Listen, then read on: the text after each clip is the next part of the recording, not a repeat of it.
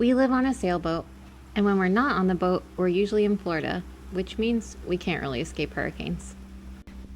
We went through Hurricane Beryl in Grenada on our boat, and Hurricane Milton in Tampa on land. So we'll tell you which one was worse. Hey, we're Sailing These Knots. I'm Carol. I'm Bruce, and this is Ariga.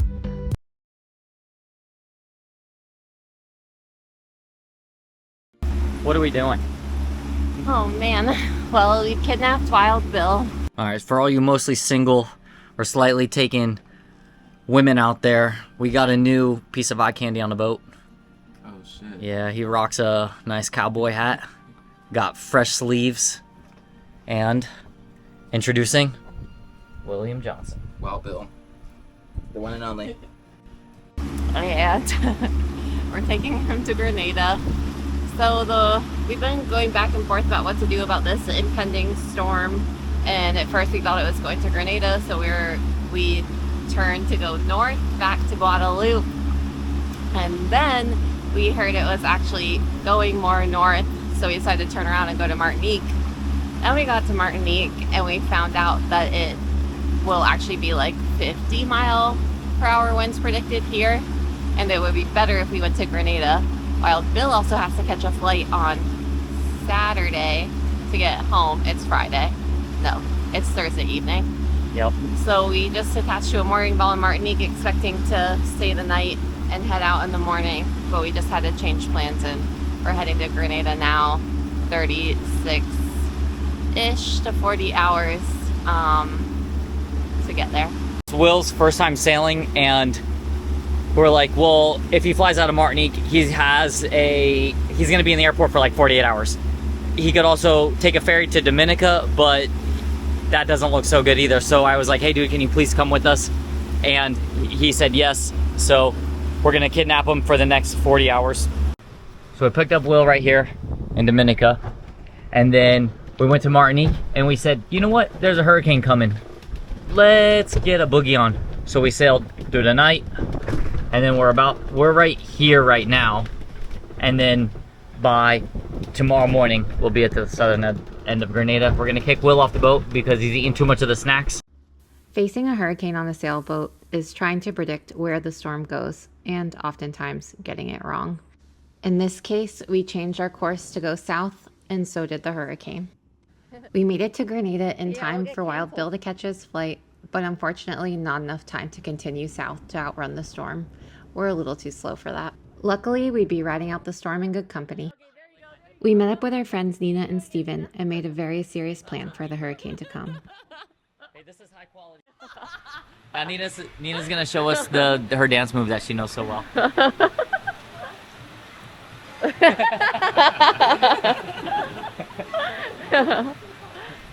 We're braving the weather.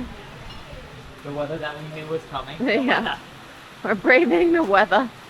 All joking aside, we were quite afraid of this incoming hurricane, and we're really afraid of losing our boat. So we woke up early the next morning to leave our anchorage in Prickly Bay to a protected hurricane hold in Grenada a few bays over. Yeah, we're on the move. Trying to get into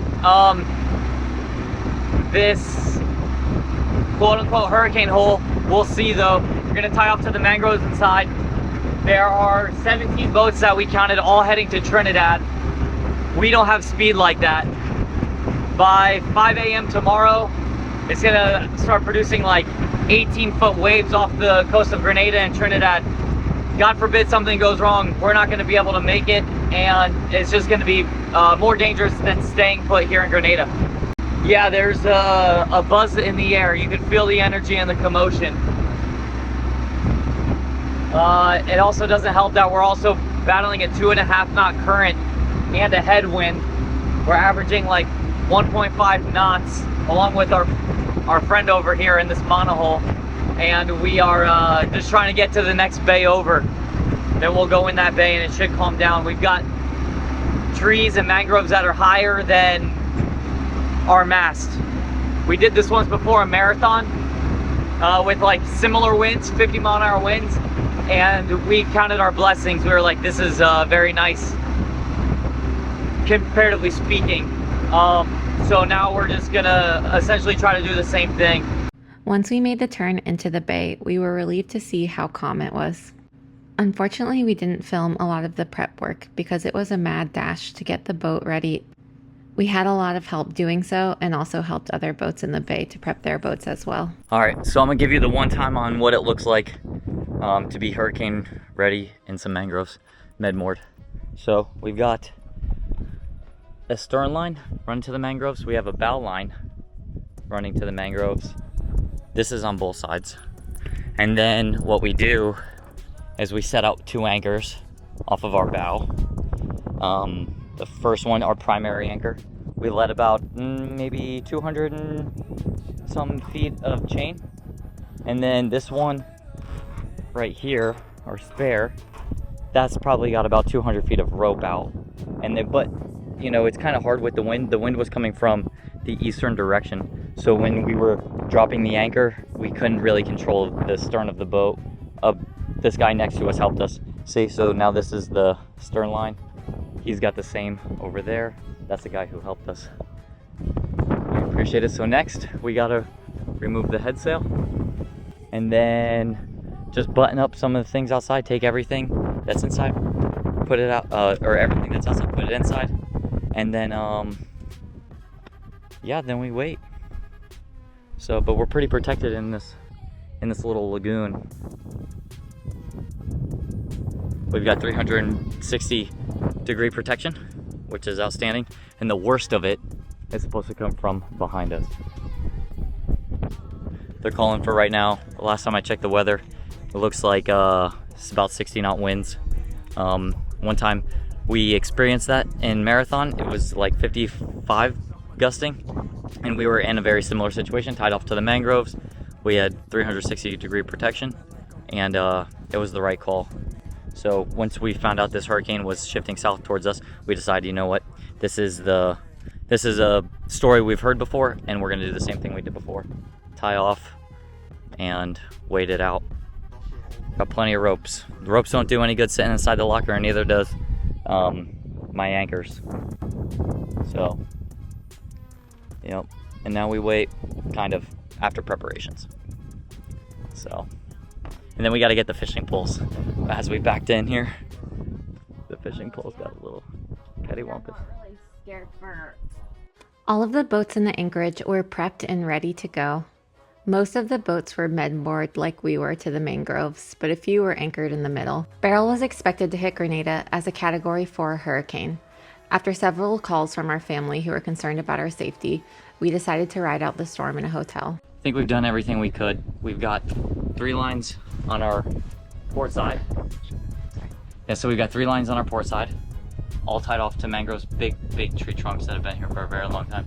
2 on our starboard side, and we're about to get, I think, what did they just report? How many millimeters of rain? I think it's something crazy, like 20 millimeters of rain for like a couple hours.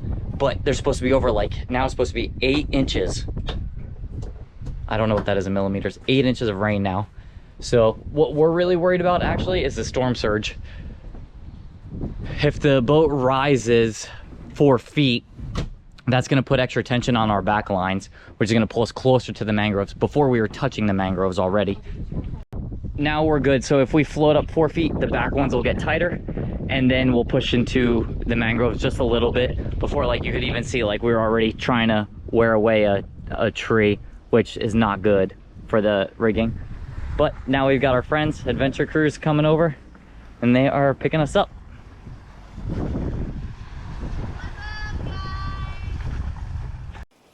We ended up being very lucky where we were for the storm. They cut off the power on the island in the morning, but other than that, we just experienced wind and rain. This is where the worst weather is. Winds could be as high as, and this is very close to what we were talking about yesterday, 180 kilometers an hour, 110 miles per hour for some of our islands. That is going to lead to, of course, power loss. A lot of the grids have shut down. Power systems have already shut down. Water systems as well. Structures are going to be damaged. So this is, we just got left the hotel. This is the day after the hurricane that passed through. The island seems to be in good shape so far, but we didn't get the worst of it. And now we wait on our taxi guy while the supermarket opens. Supermarket ain't supposed to open for another hour, and we got a little too rambunctious, so we got here a little early. So now Simo's eating street apples. But the doors are open now.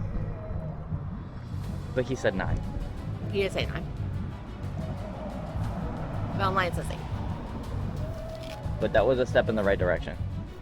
We're back in Egmont, going back to the boat. We just grabbed some groceries, got a cab back. The crews are gonna give us a ride, and then we're gonna go see how Rika's doing. You can see how much more brown and murky the water was after the hurricane passed through. This was from the high winds, current, and runoff. We don't have a water maker, but a lot of the boats in the anchorage do, and they weren't able to make water afterwards.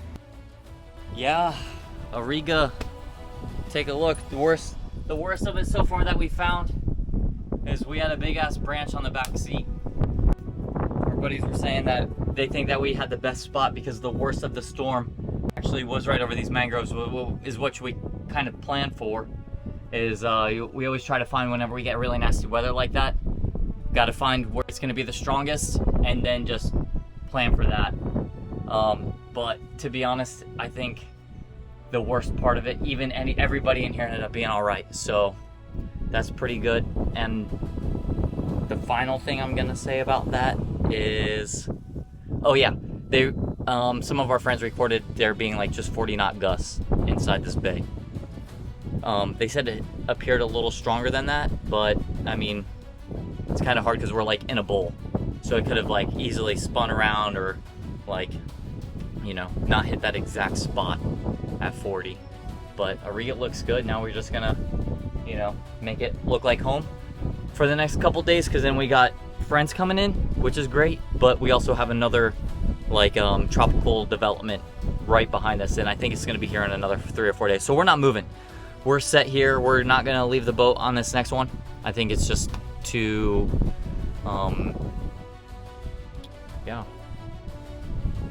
too inconvenient.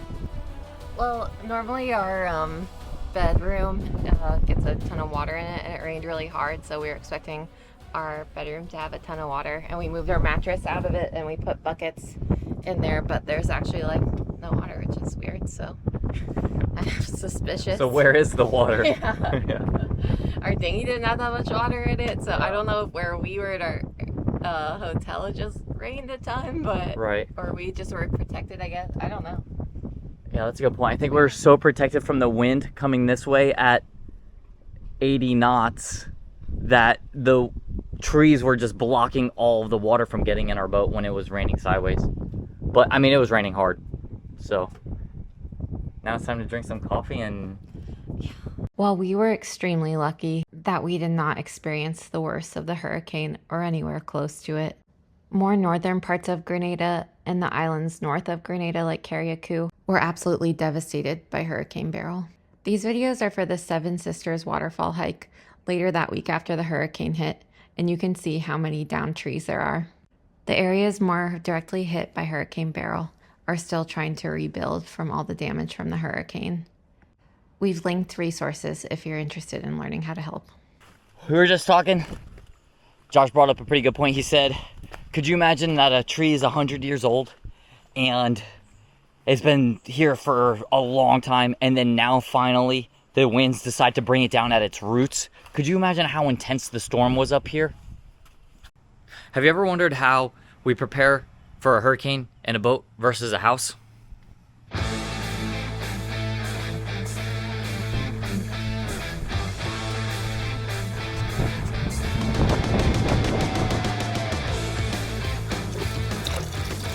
We're staying with my parents. We try to provision because Hurricane Milton is on the way. We're concerned that the power is gonna go out. We're in Land O'Lakes outside of Tampa, which is not an evacuation zone, which is why we're not evacuating, I think.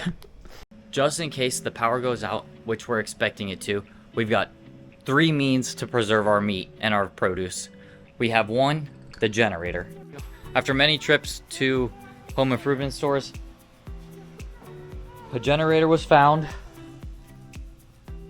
Now, also everybody is taking fuel cans and whatnot, which makes sense. But so we had to improvise. This is a state of emergency, so emergency actions need to be taken. We got fuel in here, fuel in here. We'll run the generator if we have to, but for now, we don't have proper lids. Some of these don't really fit, so we're gonna take the saran wrap, airtight them, and then we will fill up the generator if needed, and we can also suck some fuel out of the trucks. We actually didn't get the generator until just recently. I was at Walmart the other day, and I thought I was only gonna be able to get one thing, and it was gonna be this power inverter. We were gonna run the small refrigerator that my parents have off of this 1,000 watt inverter, run it off a car battery, because that's what we would have to do on a small fridge, at least preserve some meat. Additionally, we have a cooler just in case either one of these methods fail. Right now we've got a couple pounds of ice in there, just trying to keep it as cool as we possibly can. All of our meat is in the freezer. We're also freezing water by the gallon, just in case, and by the bucket full. We're freezing everything so we can either keep the freezer cool while they're trying to restore power, and 2, also to throw inside the cooler. God forbid that the whole neighborhood's out of power, we can at least assist our neighbors. All right, now it's time to fill up our water. We got 55 gallons here.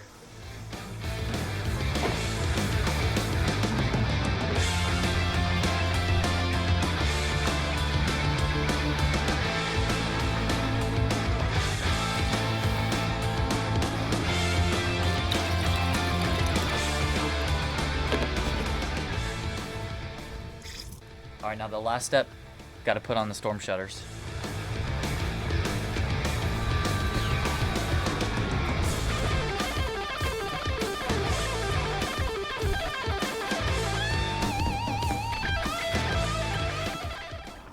These things are a pain in the butt. As soon as you screw one, the other one pops off.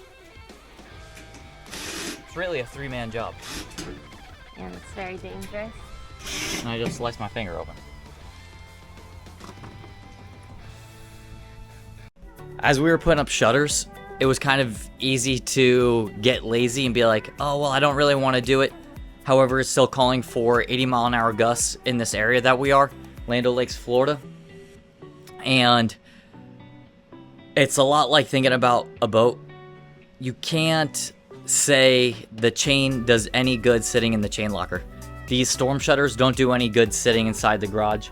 During Hurricane Beryl, we were only 50 miles from the eye of the storm, and we were to the south of the storm, which generally is less windy than the north of the storm.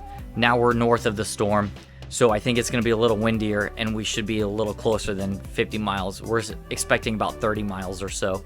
As the days progress, it's supposed to hit in 3 days, or 2 days actually. We have one night of good sleep, and then the next night it should be really windy. Some models are calling for 100-mile-an-hour winds right where we are. In that case, most people are going to be roofless and powerless. But we've got the important thing, that's potable water, and that's what you need to really survive. Sure, it's going to stink not being able to eat, but we can go a little while without not eating. The beef jerky I made is actually pretty nice. I got to fire up another pack just in case. It's also a really nice snack. It's pretty, it stays with you, which is nice. And if you guys ever want to make your own beef jerky, I highly recommend it. It's tastes a lot better than all the other brands out there. And what I'm doing right now is making beef jerky. So if you're interested in learning how to do this, it's quite simple. You have to get a low-fat meat. That's the first step. The second step, you got to trim the fat as best you can because the fat holds the moisture. And then you cut up into slices. In our instance, we have a multi-purpose tool. So what we'll do is we'll throw our meats in, smack the dehydration button, 165 for 8 hours, and set it and forget it. Now, if you have an actual dehydrator, you can get them off Amazon or Walmart, and that helps a lot because you can just rotate them, flip them, set them and forget them. But we don't have anything else, and I don't feel like going out there chopping wood and smoking stuff, especially because everything is being nice and wet coming up here soon. I will if I have to, but it's going to be us and that big-ass bag of rice.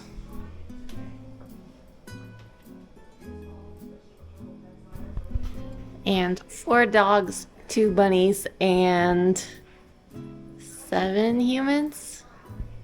Including 2 children. Yeah, including 2 children. Tampa's supposed to take a direct hit. So. The 11 p.m. advisory, it looked like it was 3 to your left. This is right where we're located. Now I'm looking at the rerun model, and the eastern part of the bay.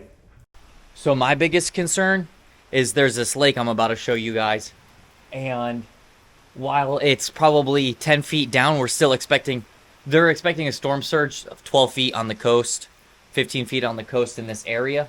Okay, this is kind of different from the storm that we were in Grenada. That was a Category 5 as it passed by us. And here it's suspected to be a Category 4. There we did lose power. We had no games. We had a book and an iPad. And we had no cell phone service or anything like that. So we were kind of stuck there. Here we have at least games. We're going to play Uno, Monopoly, and some cards, poker, stuff like that. If we can make it to this evening, still watch the TV, watch the news, see if there's any developments in the storm. Right now, Key West is getting smacked. The storm is 150 miles east of Key West in the Dry Tortugas. We're in Tampa. Right now, nothing to worry about. We've got the wind. We're right here. 16 hours from landfall. There's gonna be another wobble. Alright, everybody's feeling crazy now that we're in a hurricane, so they're on a walk with the dogs. What do you got to say about the rain yet? It's raining. For sure. Not too bad though, but it's getting windy. Whoa! Slight little gust. Alright, let's run back. We gotta leave. Oh no. See. Everybody's going crazy. Oh.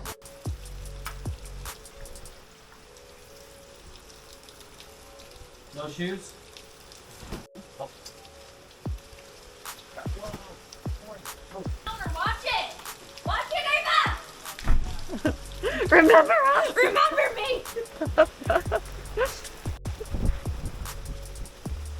Oh god. You want this? What are you doing? We still have power. It's like 5:30, I think.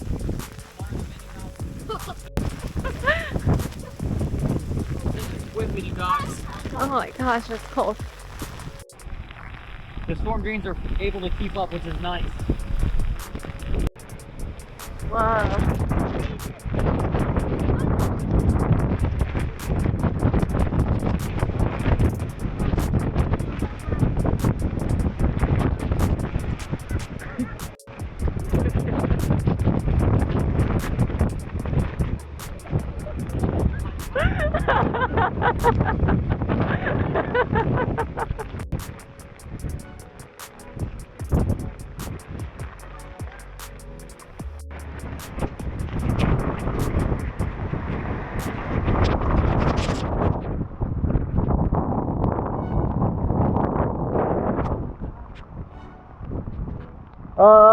Maybe on second thought. Yeah, I don't know if this is a good idea. Watch that sign. At this point, we realized we really shouldn't be outside. The winds were so high that we were worried about being hit with branches or even street signs, so we ran back to the house.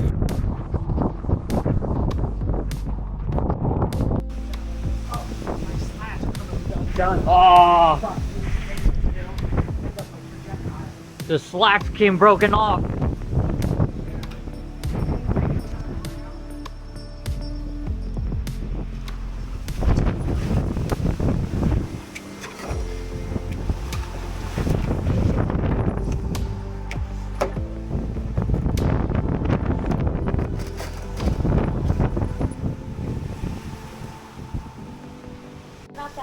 It's 11 o'clock at night. This is the worst of it right here, and you can see why.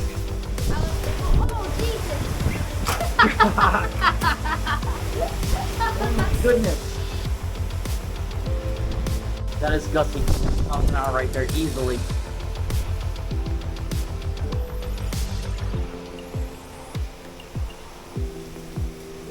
Could you imagine being on the boat right now? This is what it was like for us at one time. Oh my god. All that palm's broken. This prawn. It Yeah, is? yeah, Yeah. this prawn is busted right off. Let me see. I have no idea how we still have power. But we do. Kind of kept me up all night, the wind howling. And then this little branch right here was just banging against the shutter all night. But other than that, we got lucky. All right, we're gonna go explore, see the damage. As you can kind of, oh no, What? my flip-flop is broken. No. Oh, that's the worst part of the damage. Oh. Yeah. All right, let's go. Ooh, the roof shingles are off, ripped off. Debris in the streets.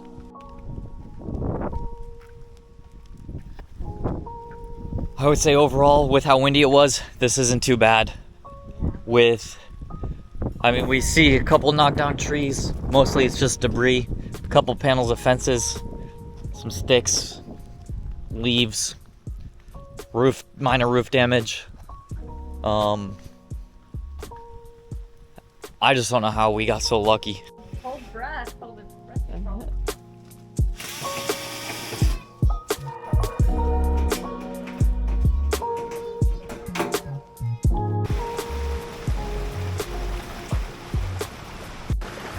Bruce and I ended up going to another area outside of Tampa called Wesley Chapel to try to get some water out of an apartment. You can see how flooded it was. There are many areas around Tampa and Sarasota that were severely damaged by Hurricane Milton and Hurricane Helene. We've also linked resources to help people in need in those areas. We're ready, Barbie. Okay, follow these knots. Those knots. Follow these knots. Figure it out, everybody. Thank you. Enjoy.